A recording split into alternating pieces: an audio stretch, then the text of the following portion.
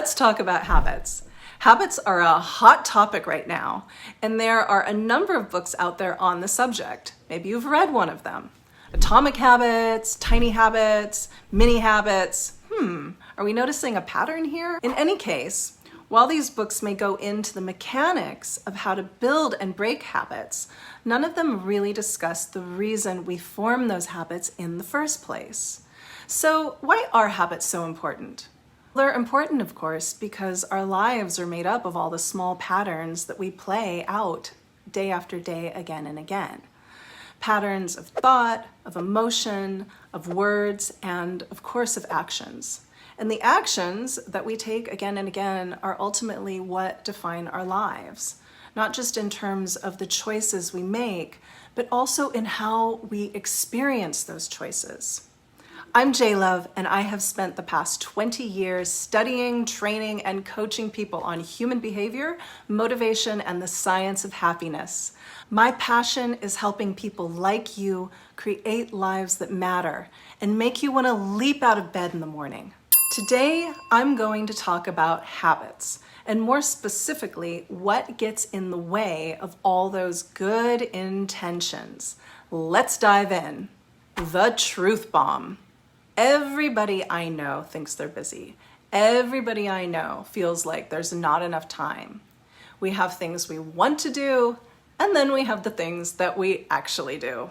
Now, it's interesting to note that how we think about time is probably also how we think about money. The truth bomb is our moment to get real with ourselves about how we're actually using our resources.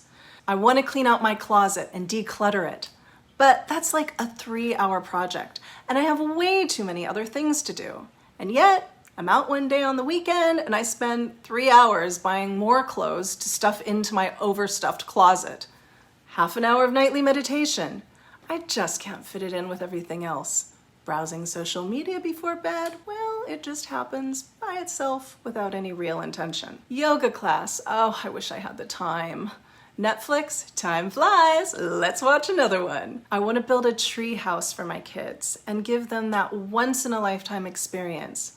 But money's really tight right now. But then I do need a new phone, so I should get the latest iPhone, right? 6 months, personal development, transformational program. $10,000 and 80 hours of time. What? There is no way I can justify that. And yet, I'm so stressed out, I have to have that vacation in Hawaii with the kids, which is more stressful than staying home, by the way. So if you can relate to any of this, please like this video and know that you are not alone. Habits are there for a reason. I don't know if you've ever done that thing where you adopt a habit, you do it for a while, let's say going to the gym, and you're like, yeah, I've got it, I'm doing it, it's a habit, it's embedded, and then one day you're like, I'm not doing that anymore, am I? I wonder what happened. If you can relate to that, drop me a comment. There are a lot of people out there talking about habit hacks. But if you've tried any of them, you've probably already discovered that they feel a lot more like smart shovels. Because while you're busy trying to lay down those shiny new neural pathways, it feels a lot more like shoveling against the sands of your old patterns, which want to take you in a totally different direction. The thing is, those old patterns, they're there for a reason.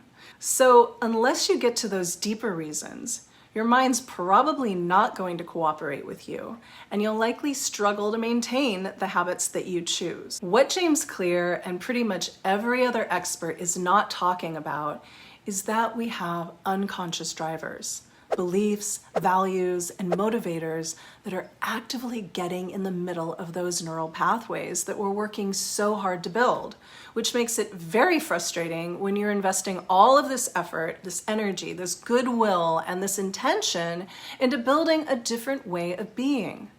The question is, why are we doing this? How is it that the self-mastery of meditation, the total transformation of a personal development program is not enough to stop us from scrolling on TikTok or binge watching Ted Lasso? Thought drives emotion. Emotion drives behavior. How you think about something defines how you experience it, which then drives how you behave.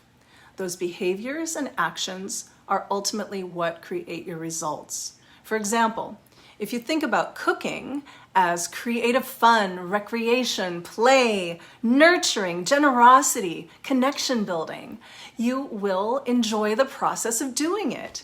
You'll invest more time in it, you'll get better at it, and you'll share it with more people. This, done again and again, day after day, will impact what you put in your body and therefore your physical health.